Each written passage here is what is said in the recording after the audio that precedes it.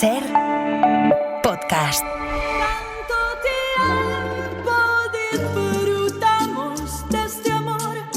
Nuestras almas se acercaron tan así que yo guardo tu sabor, pero tú llevas también sabor a mí. Radio Lindo. Sin negar mi presencia en tu vivir. Una mirada particular para observar y contar. Con Elvira Lindo.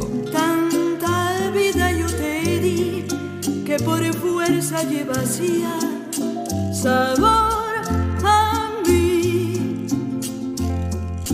No pretendo ser tu dueño, no soy nada, yo no tengo vanidad de mi vida, doy lo bueno, soy tan pobre que otra cosa puedo dar. Pasarán más de 1000 años, mucho más, y yo no sé si tenga amor la eternidad, pero allá, tal como aquí, en la boca llevarás sabor a mí. Estaba pensando que para lo bueno y para lo malo, la radio es la vida en tiempo real. Y a veces en la vida hacer planes es un poco absurdo, o aunque no lo sea, los haces y se te desmontan. Hace hoy justo una semana, y exactamente a esta hora, teníamos que abrimos de hecho Radio Lindo, con un objetivo muy concreto, que yo voy a recordar antes de saludar a Elvira, pero nos atropelló la fumata blanca del nuevo Papa, y todos los planes se vinieron abajo o se cambiaron. Elvira Lindo escribió en su Instagram, hace poco, exactamente el día 27 de abril, lo siguiente: se ha ido nuestra pequeñita. Los que no han tenido animales no saben el vacío que dejan. Lolita viajó por el mundo con nosotros desde los 6 meses y a los 15 años se ha marchado dulcemente, como dormida en el suelo de la cocina, esperando siempre a que se nos cayera algo. Todos la queríamos muchísimo. Escribiré algo cuando se me pase esta congoja. Ya la echamos mucho de menos. Sus patitas aún resuenan en el pasillo. Bueno, de Lolita y del dolor, yo no sé si muy comprendido o no, que se siente con la pérdida de un animal de compañía. A mí no me gusta nada llamarles mascotas. Bueno, pues vamos a hablar hoy en Radio Lindo. Elvira, buenas tardes. Hola, buenas tardes. Y lo primero, decirte que sentimos mucho tu pérdida. Y yo además te lo digo personalmente porque sé lo que es. Las personas que hemos tenido en casa, perros, gatos, caballos, animales, del tipo que sea de compañía, sabemos que son algo más que un objeto decorativo, mucho más, muchísimo más. Claro, y además en este presente en el que nos agitan de tal manera los acontecimientos históricos, parece que estas cosas tienen que quedar en un segundo plano, que no las podemos contar, etcétera. De todas formas, yo agradecí el otro día no hablar de esto porque tenía demasiada emoción. Todavía, ¿ha pasado una semana más? Ha pasado una semana más. Pero el duelo está ahí, ¿eh? Está ahí y no se va. Me consoló mucho, fíjate, hubo un artículo maravilloso sobre el asunto de Gaza en el país y fíjate, tiene mucho que ver con esto, porque yo lo recomiendo, se llamaba ¿Y tú qué vas a hacer ante el terror antiinmigratorio de Trump? Y estaba escrito por Kaveh Akbar, que es un profesor de origen iraní. Uh-huh. Entonces, él quería hablar del asunto de la inmigración, de Trump, de Gaza, uh-huh. Pero a mitad del artículo él dice: ahora mismo, mientras escribo, nuestro gato Cocholo se está muriendo. Dice, tiene un tumor maligno en el hígado que se le ha extendido a los pulmones. Probablemente fallecerá en los próximos días. Y falleció antes de que se publicara el artículo, ¿no? Dice, me viene a la mente una frase de Les Murray. Cansados de entender la vida, los animales se acercan al hombre para hallar el desconcierto. Dice, estoy llorando mientras escribo esto. Dice, sé que es absurdo escribir sobre mi gato con la misma máquina con la que escribo sobre el genocidio, pero estoy atado a mi subjetividad. No tengo un cerebro para pensar en una Gaza destruida y otro para pensar en mi tierno gato jadeando por la noche. Claro, ¿tú crees que es un dolor suficientemente comprendido para quien no conoce la experiencia, lo del duelo por la muerte de un animal? Porque, claro, es que sí, este artículo es oportunísimo. Sí, es que a mí me conmovió. Y Antonio, por eso. Cuando escribíais, teníais a Lolita por ahí rondando, ¿no? Es que Lolita siempre estaba. Claro. Entonces, claro, hasta cuando dices Lolita, yo no solía decir mi perra. porque no me salía a decir mi Ya. perra. Todos la conocían por su nombre y además era muy popular, había salido en algunos libros, yo la saqué en un libro sobre Nueva York porque Sí. es que date cuenta tantos inviernos en los que en Nueva York con el frío que hace tenías que enclaustrarte en casa y siempre tenías esa presencia y no es esa cosa de la fidelidad que siempre se No. dice, ¿no? Porque tienen su carácter, en concreto esta era bastante gatuna, muy independiente, pero al mismo tiempo es como si ella conociera tus manías, ella sabe perfectamente cómo eres tú y tú conoces sus manías y te las estás alimentando toda la vida. Y dicen que igual que cuando se mueren los seres queridos, lo que más echamos de menos son aquellas manías que nos fastidiaban, porque luego las conviertes en algo tierno, las transformas absolutamente y echas de menos ese momento en el que la acostumbramos, porque también la acostumbramos nosotros a pedir la merienda. Entonces, todas las tardes, pues si Antonio estaba echándose la siesta, se iba a su lado y no es que le gritara, no es que le ladrara, es que le gritaba, como diciendo, dame ya mi trozo de melón, estoy aquí, ¿no? Como se murió tan dulcemente, es que estábamos, pues los dos nos sentamos en el banco de la cocina y los dos nos pusimos a llorar. Y yo quiero decirlo porque luego a la hora de decir el dolor que sientes no se lo dices a todo el mundo. Ya. Tú se lo dirías de una persona, pero no todo el mundo lo entiende.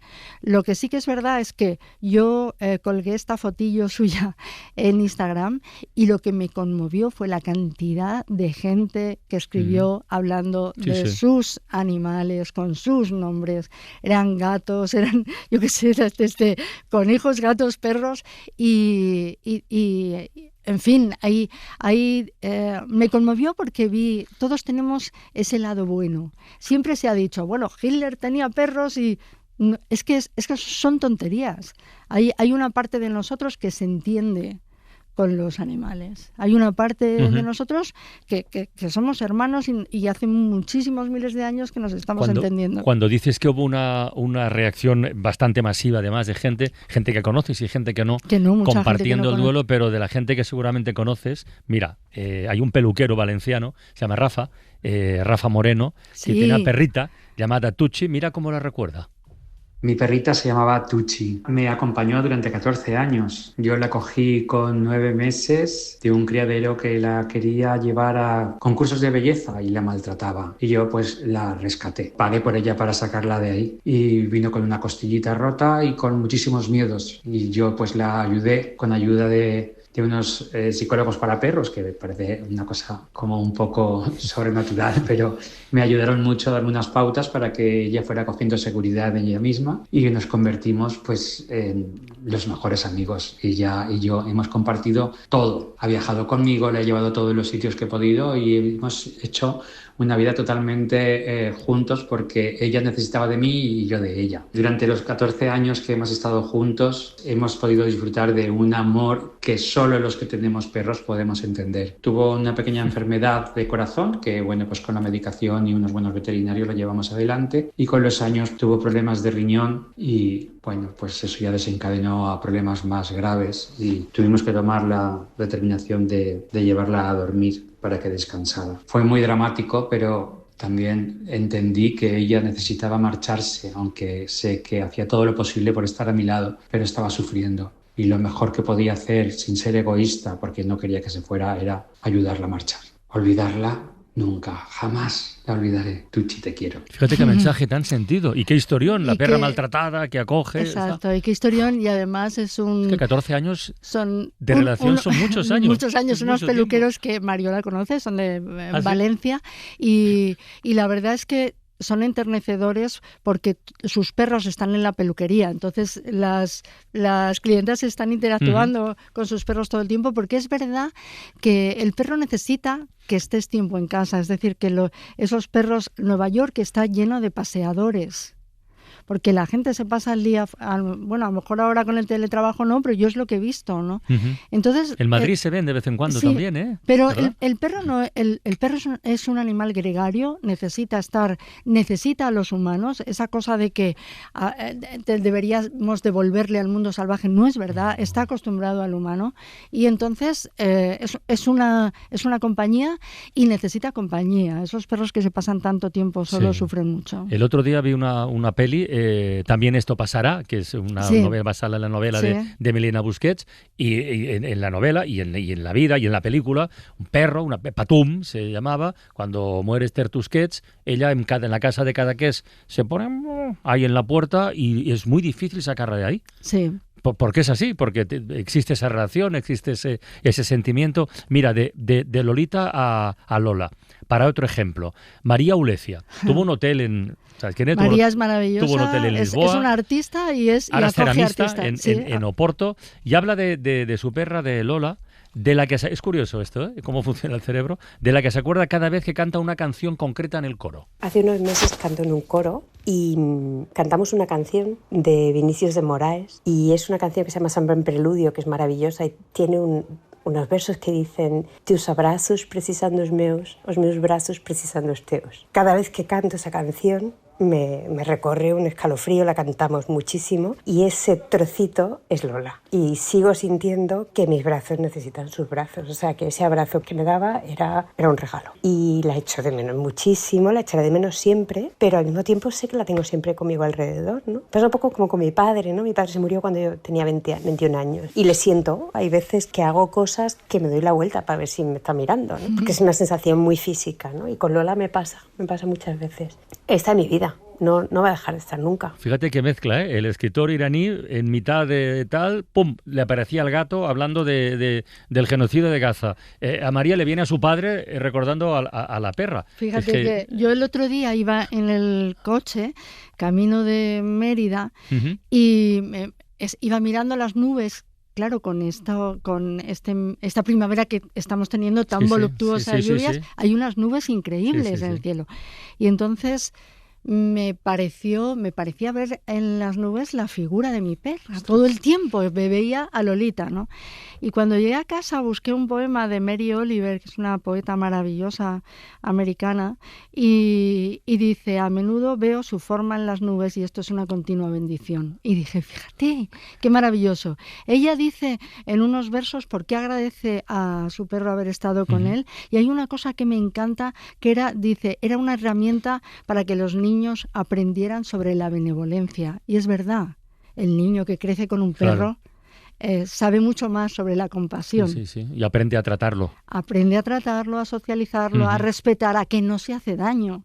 Todas esas cosas las enseñan los animales. Para que vayamos incluso a la gente, es una conversación de gente que ha tenido o que tiene perro, vale, muy bien, mira, acudamos a las supertacañones, acudamos al testimonio, a la reflexión de una psiquiatra y además autora de novelas policíacas. Se llama Áurea López Lamela y le hemos dicho, oye, ¿esto del duelo de los animales? El vacío que dejan en general es como si se fuese una parte de ti mismo. O sea, sales a la calle, cualquier cosa que vayas a hacer y que solías hacer en su compañía, estás buscándolo continuamente porque suelen dar mucha satisfacción y se genera con ellos, bueno, sobre todo los perros, claro, un vínculo muy fuerte, un vínculo que no lo experimentas con cualquier ser querido, ¿no? Los seres queridos humanos no son tan incondicionales en general, ¿no? Respecto a los gatos, que yo también creo que se puede tener un duelo muy, muy fuerte, pues lo que más uno echa de menos en general es el amor que sienten por nosotros, ¿no? Y bueno, su pérdida para mí equivale a la pérdida de una parte de uno mismo que se pierde, como cuando pierdes otro ser querido que es humano, vamos. Y las etapas de duelo son también las mismas que las que se experimentan cuando pierdes a un ser querido humano. Fíjate que ha mencionado a los gatos, por no estar todo el rato con los perros. Nuestro Mario Panadero, del equipo de La Ventana, tiene una historia también con su gato. Se llama Timmy. Mi gato Timmy era un gato blanco con manchas marrones en la cabeza, precioso, y estuvo en mi casa desde que yo tenía 6 años y se murió hace ahora pues unos 5 o 6 años, cuando yo tenía 21 o 22 años. La verdad que los últimos meses de su vida estuvo muy malo, tuvo bastantes complicaciones médicas y daba mucha pena verle apagarse poco a poco y nos dio mucha pena cuando se murió, pero pasamos unos años fantásticos con él y tenemos un recuerdo maravilloso de Timi. Bueno, aquí no hay diferencias de edad. Esto es intergeneracional, Exactamente. lo de la relación, no, el sentimiento. Y no hay profesiones. Es decir, que a mí lo que me gusta es ni clases sociales tampoco. O sea, la gente tiene animales en el campo, animales que te acompañan en el paseo, animales que te acompañan en la escritura, o, por ejemplo, una psiquiatra como Aura que conoce muy bien cuál es la relación íntima que se puede tener con un animal. Yo creo que Aurea es una persona que debería estar un jueves con nosotros. Sí, tráela cuando quieras. Sí, porque es la verdad, es la persona a la que le preguntas cosas de pronto, dudas que tienes sobre lo que hace. Bueno, es que además el caso de Aurea, y esto lo has conseguido tú, no es solo que hable como profesional y que utilice los argumentos, los códigos propios de una psiquiatra, sino que cuenta también su propia experiencia.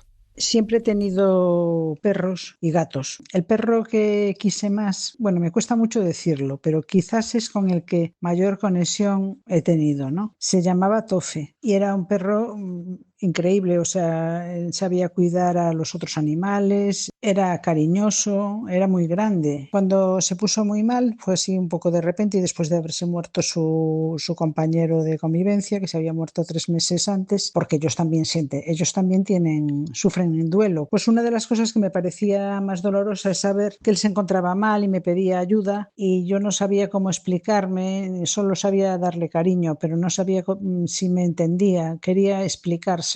El día que lo tuve que llevar a sacrificar, nada, lo pasé antes, le hice un vídeo y tengo otra cosa que también da vergüenza socialmente decir, yo tengo sus cenizas en una urna con su pata en bronce puesta. Y bueno, pues me ha llevado mucho tiempo superar su muerte. Va a hacer 2 años a mediados de octubre. Fíjate, una profesional que se supone que gestiona bien las emociones, que sabe lo que va, lo que viene y tal, y que cómo habla, ya han pasado 2 años.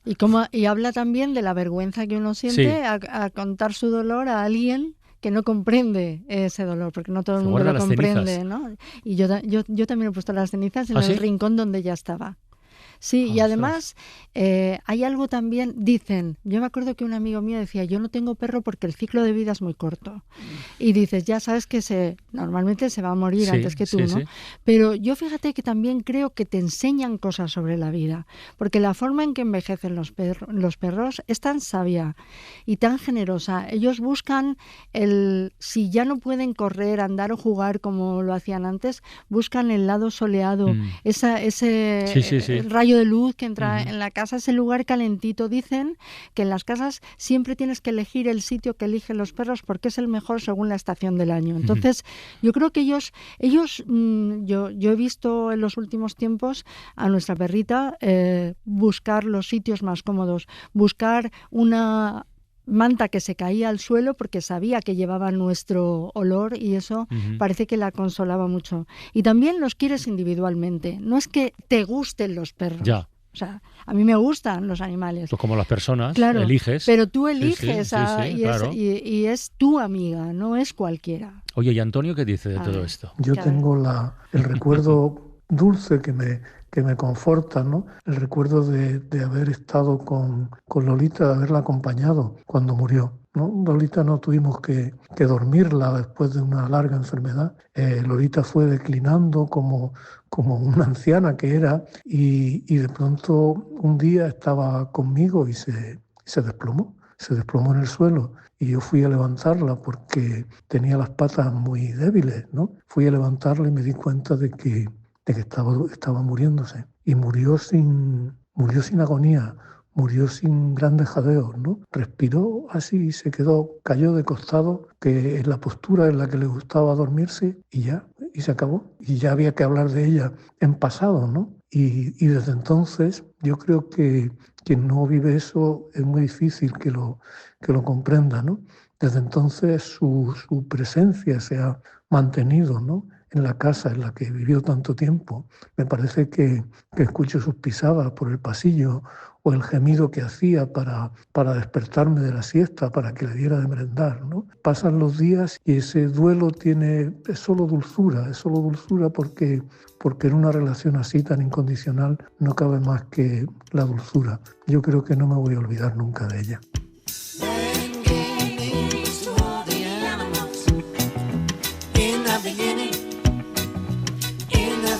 Porque antes hemos hablado de Bob Dylan, que cumple años la próxima semana y escribió esta canción, Dios puso nombre a los animales. No he querido hoy pedir a los oyentes que llamaran al 900, 100, 800, pero si lo hubiéramos hecho, seguro. Estos testimonios que tú has obtenido, los notas de audio, los audios tal, para ejemplos concretos, hubiera sido un torrente de llamadas, que un día lo podemos hacer, ¿eh? Sí. Un día lo podemos hacer. Y eso es muy consolador, porque saca lo mejor de los seres humanos. Ya lo creo. Nuestro lado mejor. Elvira Lindo, un placer como siempre. Muchísimas y ánimo, gracias. Ha sido bonito. Y ánimo, esto. No te he querido hacer la pregunta más cabrona en estos momentos que se puede hacer. A ver. Si volveréis a tener otro perro. Pues estamos discutiendo porque Antoni dice que hay que tratarla como un ser especial. Hay que seguir su duelo y hay que sentir ese dolor y hay que pensar en ella, como te digo, diferenciándola del resto de los animales. Y yo... pues pienso que me gusta convivir siempre con un animal. Y ahí estamos. O sea que ya veremos. Tiempo al tiempo. Un beso, Elvira. La Ventana, en Ser Podcast.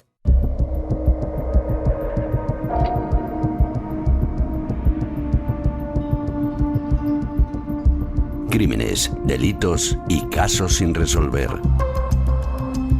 Rojo oscuro casi negro. Con Patricia Peiró.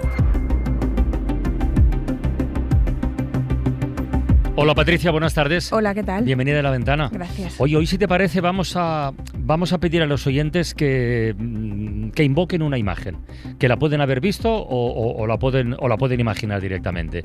Todos tenemos en la retina pues alguna fotografía, alguna secuencia en la vida real o en la ficción de los narcos del Estrecho, ¿no? Cargando grandes fardos de droga, desembarcando con ellos, incluso a veces a plena luz del día. Pero los delincuentes no siempre son tan obscenos, no tienen tanta cara. Hay otros métodos de entrega, de distribución, con los que diríamos hilan más fino, ¿no? Hasta el punto de desarrollar una tarea de ocultación, me sabe mal emplear el término, pero casi artesanal, ¿no? Hay muchos ejemplos, pero vamos a detenernos en uno, del que se cumple hace exactamente un año, en mayo de 2024, de repente un cargamento de melones de color naranja, que una vez cortados dejan entrever un relleno negro, que no es que estuviera mal la fruta, es que había ahí casi 1 tonelada de droga. Así es. Cuenta. Era, pues eso, droga empaquetada en bolsas negras y perfectísimamente, de verdad, animo a la gente a que lo busque en Google, encajada en esos melones, ¿no? Que eran de color naranja, además. Toda esta operación comenzó con una colaboración con la policía portuguesa, porque, como la droga atraviesa fronteras, ¿no? Y viaja tanto, también es importante que entre las policías y en las investigaciones pues haya esa conexión. Bueno, pues en este caso, la policía portuguesa ya llevaba un tiempo detrás de una banda, un grupo criminal que operaba entre la península ibérica y Brasil. Sus investigaciones, después de tanto tiempo siguiendo su rastro, habían detectado un envío que en principio parecía importante entre Brasil y una ciudad lusa, y también podía estar involucrado en ese mapa Vigo. Por eso, pues lo que se hace habitualmente, monitorean los contenedores, van siguiendo su rastro, localizan al que según estas pesquisas pues podía estar contaminado. Y cuando llega a destino este contenedor sospechoso, pues hacen unas comprobaciones y efectivamente bingo, ¿no? O sea, todo el trabajo pues había dado su fruto y dan con la cocaína. En este caso, como en muchos otros de las operaciones de las que podemos hablar, la tapadera es una empresa de hortofrutícola, ¿no? Que ahora hablaremos de por qué les gusta tanto este tipo de compañías, es muy habitual. Pero hasta que no abren los contenedores, claro, también es una sorpresa para los propios investigadores saber de qué manera en esa ocasión han elegido esconder la droga. Y en este envío en concreto se hallaron 21 palés, es que se dice pronto, pero son 21 palés llenos de estos pues melones con sorpresa. Es trabajar a lo grande. Francisco Andrés, buenas tardes. ¿Qué tal? Buenas tardes. Francisco Andrés es, a ver si digo bien el cargo, jefe de estupefacientes de vigilancia aduanera. Puede que ser. Dicho así, es jefe del control de estupefacientes de vigilancia aduanera. ¿Por qué la querencia de los narcos en distribuir droga, en camuflarla en empresas hortofrutícolas? ¿Que los alimentos permiten un mejor disimulo o cómo va esto? Bueno, se trata básicamente de que hay un flujo ingente de productos que vienen de América Latina hacia Europa y el resto del continente, porque más del 85% de las mercancías se transportan por vía marítima y toda la fruta y otros productos de América Latina llegan a Europa por barco. Y nosotros somos el primer país que está geográficamente camino del resto del continente, y gran parte de esa mercancía son frutas. Entonces, si te quieres esconder, si quieres un buen escondite, tienes que estar rodeado de un paisaje muy florido, y la fruta lo permite. ¿Qué tanto por ciento, esta operación es de las gordas, es de las espectaculares por resultado y por método y por todo? ¿Qué tanto por ciento de seguimiento previo o de azar, de suerte hay en pillar operaciones de este tipo? Porque habrá controles aleatorios. Habrá controles de que ya vas un poco estás olfateando algo, pero otros que no. Hay distintos tipos de controles. Está el aleatorio que tú mencionas, pero está también, como el caso este que hemos comentado de los melones, está la investigación y la inteligencia internacional. La cooperación entre distintas agencias de policía y de aduanas que habéis comentado es absolutamente fundamental, porque la fruta o cualquier mercancía que llega a España puede tocar primero otro país o distintos puertos españoles y luego distintos puertos portugueses, y luego volver a tocar puertos españoles, luego ir al norte de Europa. Entonces es fundamental compartir toda esa información. ¿Cuánto tiempo puede estar una empresa operando de forma, entre comillas, limpia hasta que da ese golpe, no? Bueno, es que esto varía muchísimo, hay muchísimas situaciones. Realmente, cuanto más mejor es la apariencia de legalidad de tu empresa, cuanto más flujo comercial legítimo parece tener, más historial comercial, evidentemente es más seguro camuflar ahí un cargamento, porque la probabilidad de la inspección es más baja, y aunque se produzca la inspección, por el volumen de actividad, la probabilidad de acierto, digamos, es más baja. Entonces, los grupos criminales organizados lo que pretenden es no constituir una empresa y mañana hacer una importación desde Colombia o desde Perú, sino a lo mejor crean esa empresa o compran una que ya está operando, o buscan una empresa que está en dificultades y que tiene muchos años de historial comercial, y empiezan a trabajar con ella y traen esos productos, porque esos productos se venden muy fácilmente en el mercado español, y entre una cosa y otra, pues lanzan su envío de droga, ¿no? No sé si el dato es correcto, si hay alguna pregunta inconveniente, Francisco, la dejamos aparcada y punto. Pero ¿ha habido casos de empresas de esta tapadera, digamos, que hayan funcionado mucho tiempo antes de pillarles? Unos cuantos años, sí. ¿No? Sí, merece la pena. Es que merece la pena. Entonces no pasa nada por montar una estructura comercial, mantenerla 2, 3, 4, 5 años. Tal vez durante esos 2, 3, 4 años haces alguna prueba y luego empiezas a realizar envíos mucho más contundentes. Es que tiene lógica, ¿no? Desde su punto de vista. Es como las empresas tapaderas para blanquear dinero, por ejemplo, que pueden dedicarse a cualquier cosa y por debajo están cometiendo un delito. Y en este caso del tráfico de drogas también. ¿Qué es el escáner Medusa? Me ha dicho, pregúntale por el escáner Medusa. Bueno, ¿Qué es eso?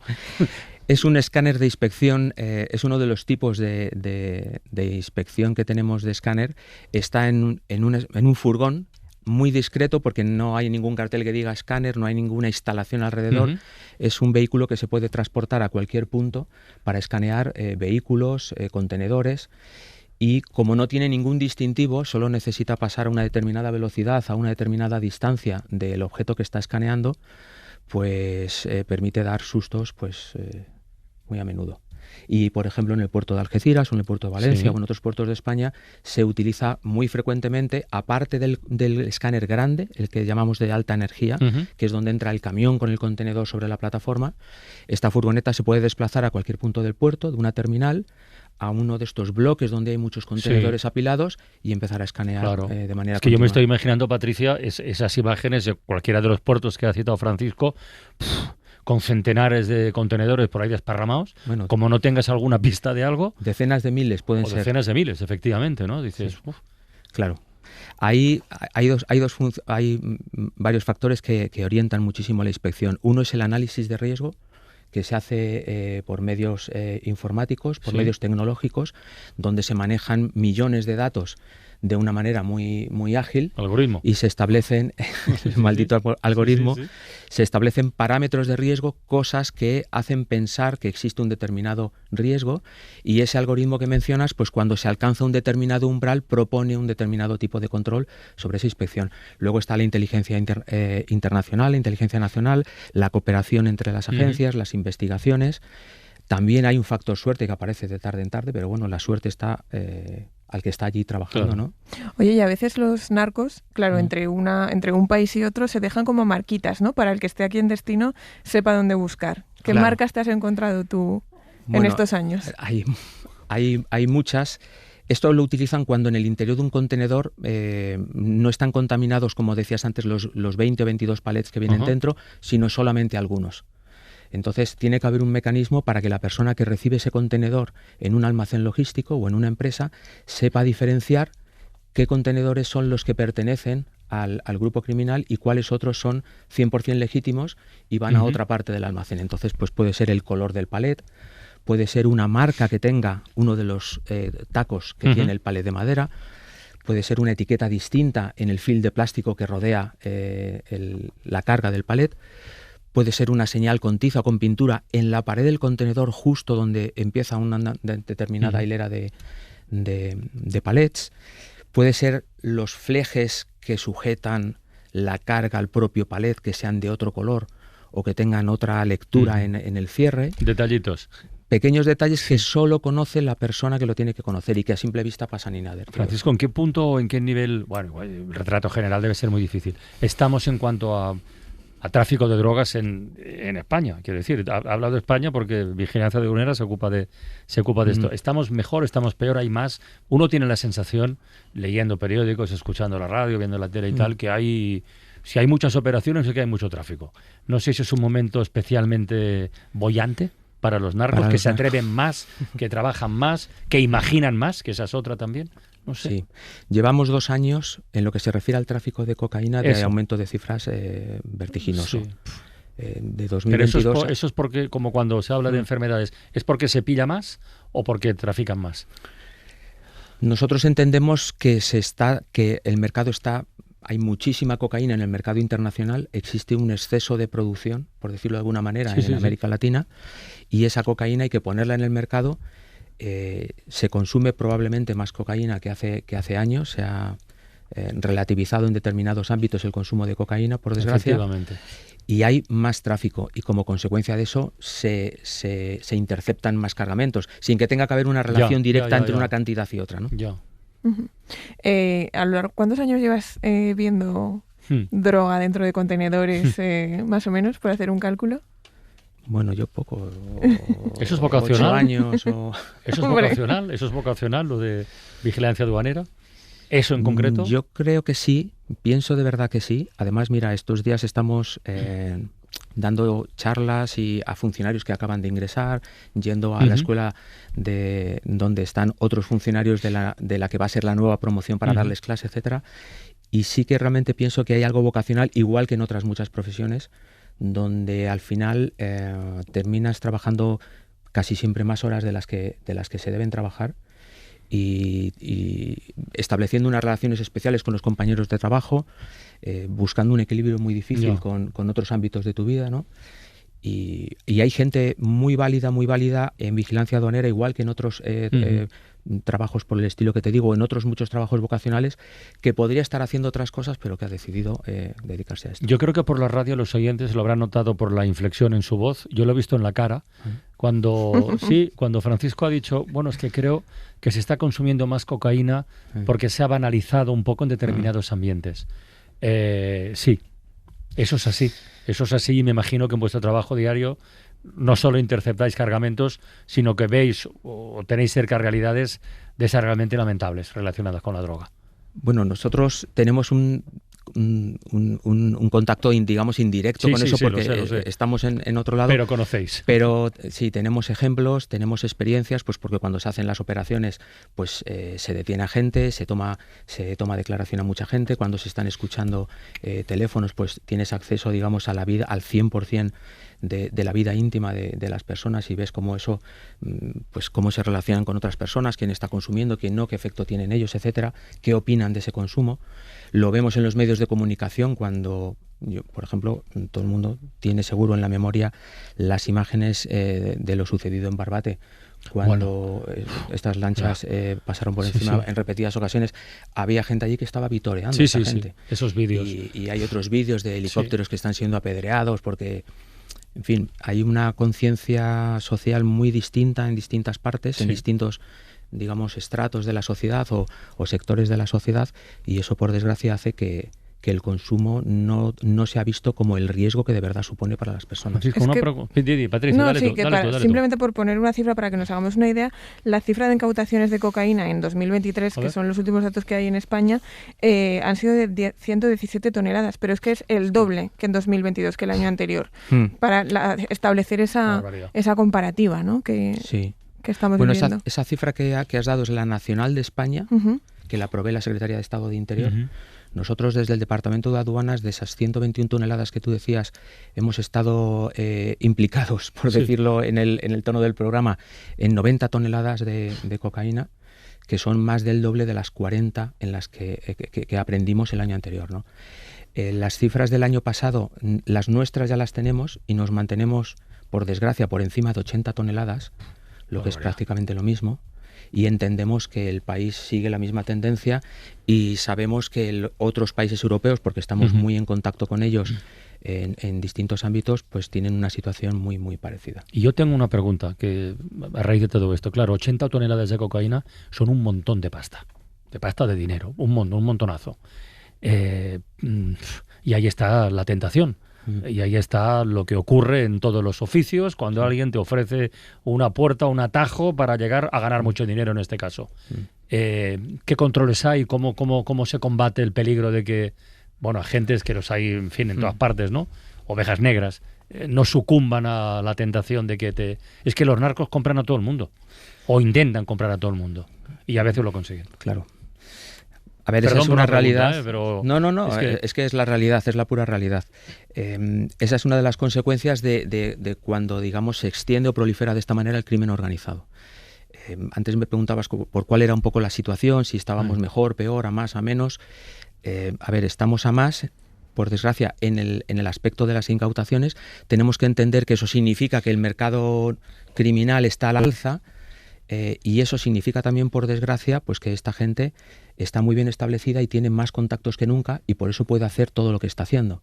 Y esos contactos que tiene, pues los tiene en la empresa privada, los tiene en distintos ámbitos, y los tiene también pues en las fuerzas y cuerpos de seguridad del Estado y en la aduana, ¿no? Y yo no puedo hablar por otras agencias, pero sé que el Departamento de Aduanas hace un esfuerzo muy importante en eso. Por un lado, en la formación y en el mantenimiento de la integridad de las personas que trabajan para la organización, y luego además tenemos una unidad de investigaciones especiales que está exclusivamente dedicada a este tipo de casos, ¿no? Y eso de que los grupos de narcotraficantes, aparte de estar más asentados, más organizados, son también más violentos, ¿es leyenda urbana o realidad? Bueno, lo que es cierto es que el volumen de armas que se están incautando, que es un indicador, digamos, no de la violencia actual, pero sí de la violencia que se puede llegar a desencadenar, es absolutamente preocupante. Hace 10 años solamente, era absolutamente excepcional incautar algo. Quiero decir, siempre ha habido grupos criminales muy adelantados y criminales muy peligrosos, ¿no? Pero en la normalidad del tráfico de drogas, por ejemplo, si nos vamos al hachís, que podemos pensar que es un escalón inferior a nivel de peligrosidad. De segunda división, parecería. Pues era, se incautaba pues la escopeta vieja que estaba en casa del padre, o el revólver de la guerra civil, que no se sabía si disparaba o no.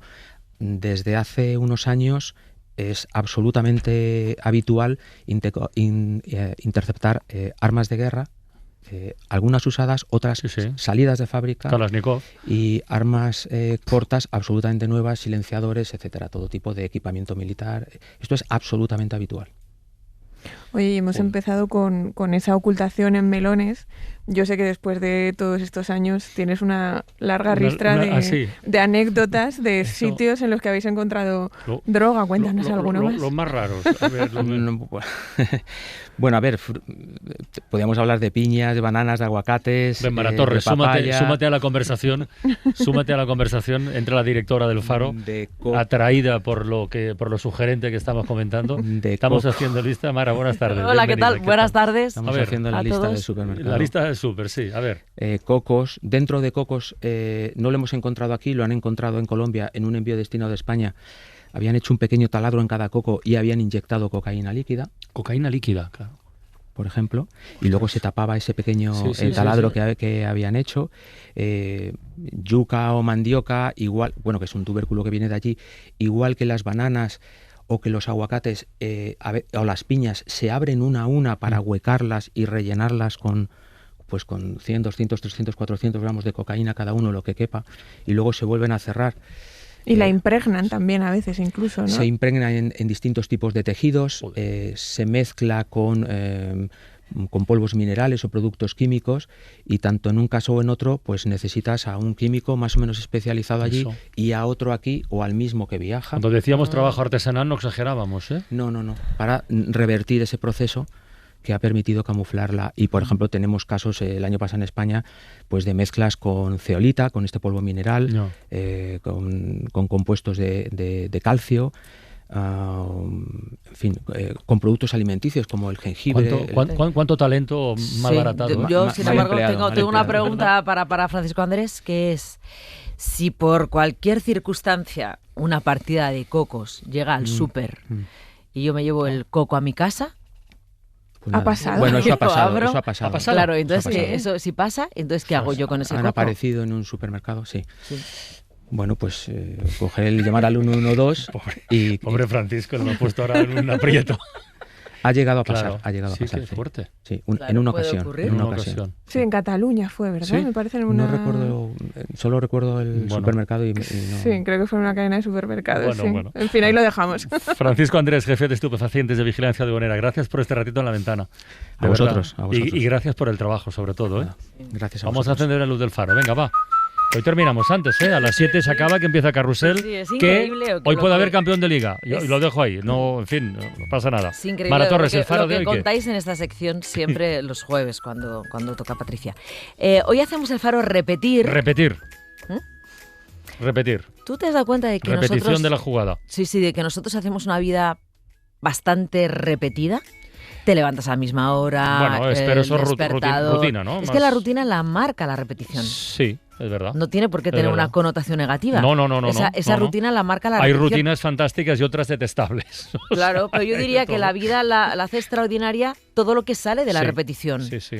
¿No? Y una pregunta que yo planteo y dejo aquí. Imagínate que te dicen, cuando te mueras, puedes volver a nacer para tener exactamente la misma vida que has tenido. Repetida igual. Dirías, yo ya paso. No se sabe si lo malo conocido o lo bueno por conocer. ¿No? Pues no sé, tendría que pensármelo. Vivir dos veces, pero lo mismo. Tendría que pensármelo. Hombre, lo mismo exactamente, ¿no? No, lo mismo. Hablamos del verbo repetir. Expurgarías las cosas que has hecho mal o que te han dolido o que has provocado dolor, pero vamos. Pero así en líneas generales, ¿por qué no? Depende de lo satisfecho que esté cada uno con su vida, ¿no? Bueno, yo igual diría, yo ya la he vivido. Una vez, pues ya muerta estoy. ¿Quién dijo aquello de que el secreto de la felicidad está en trabajar y amar? Y bueno, si cumples las dos cosas, pues ya está, ¿para qué vas a querer más? Luego nos encanta decir que no hacer cosas fuera de lo habitual, pero al final acabamos repitiendo el restaurante que nos gusta, el lugar de vacaciones que nos gusta, el bar con el que quedamos siempre con la misma gente. ¿Sabes qué me gusta repetir a mí cada día en la ventana? Terminar con una música, con una canción. Que soy repetir. Se parece repetir, ¿no? Mira, estaba hablando con Alicia. Pero no es lo mismo. No es exactamente lo mismo, pero suena igual. Es una canción de Jackie Wilson que nos sirve para cerrar la ventana y decir hasta mañana, un beso muy grande y mucho ánimo. Adiós.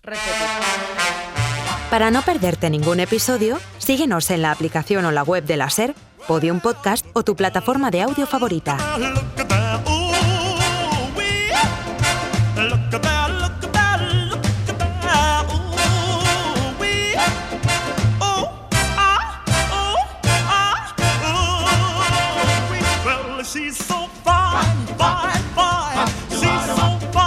fine. She's so fine. She's so fine, fine, fine. She's really sweet, the finest girl you ever want to meet. Oh, oh, oh, oh. Oh, oh, oh, oh. The finest girl you ever want to meet. Well, have you ever seen a girl for whom you'd sold your dip, for whom you'd fight for, die for, pray to God? She's so fine. She's so fine. She's really sweet, the finest girl you ever want to meet. Well, she really fills the clothes from her head to toe. I want the world to know I love her so. She's alright. She's alright. She's alright. She loves me both the day and night. Oh, oh, oh, oh. Oh, oh, oh, oh. The finest girl you ever want to meet.